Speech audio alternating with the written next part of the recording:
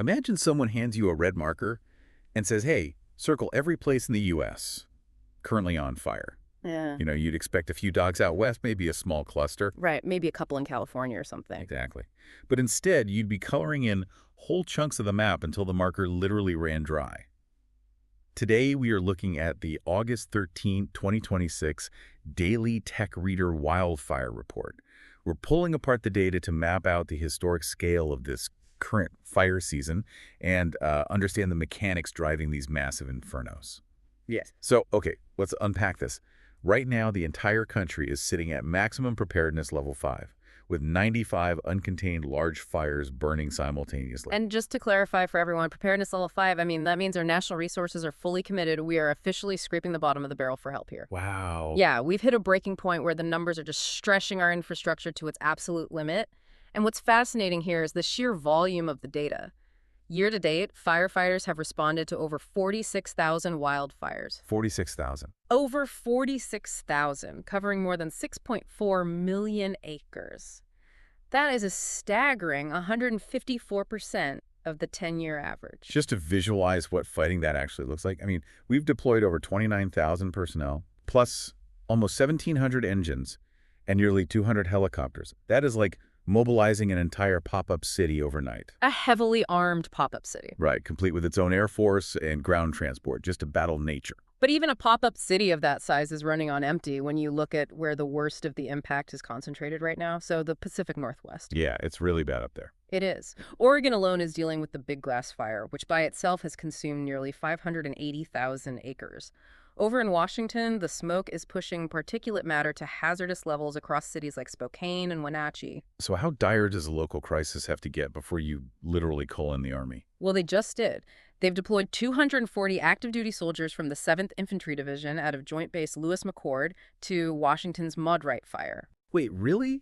Like active-duty infantry, are they actually trained for wildland firefighting, or is this just a desperate, boots-on-the-ground scenario? It's actually a highly coordinated effort. They get rapid, specialized training specifically for this mostly digging containment lines and clearing brush. That frees up the elite hotshot crews to tackle the most complex fronts. Plus, the cavalry isn't just domestic. Oh, there's international help, too. Yeah, there's an international contingent stepping in. We've got 74 personnel from Australia and New Zealand, including a full incident management team operating in the Northwest right now. Here's where it gets really interesting, though. Despite this global military-grade response, weather remains the ultimate wild card here. The report keeps bringing up dry thunderstorms. I always assumed thunderstorms brought rain to put out fires, not start them. You would think so, right? But the precipitation in a dry thunderstorm evaporates before it ever hits the ground, so you just get the lightning strikes. Yeah, and if we connect this to the bigger picture, it is not just the lightning starting fires, it's the wind that comes with those storm cells.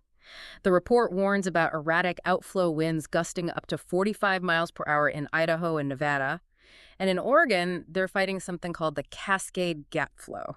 The Cascade Gap Flow, is that just wind coming off the mountains? It is far more aggressive than that. It acts like a natural wind tunnel, pulling air through the mountain passes. That drastically accelerates the wind speed and turns small fires into massive blowtorches. With winds pushing 45 miles per hour through a wind tunnel, I have to imagine traditional fire lines are completely useless. Pretty much, yeah. It sounds like nature's artillery. Like the wind takes burning embers and fires them miles over the heads of the firefighters to start new battles behind their backs. That is the perfect way to describe it. It's called long-range spotting.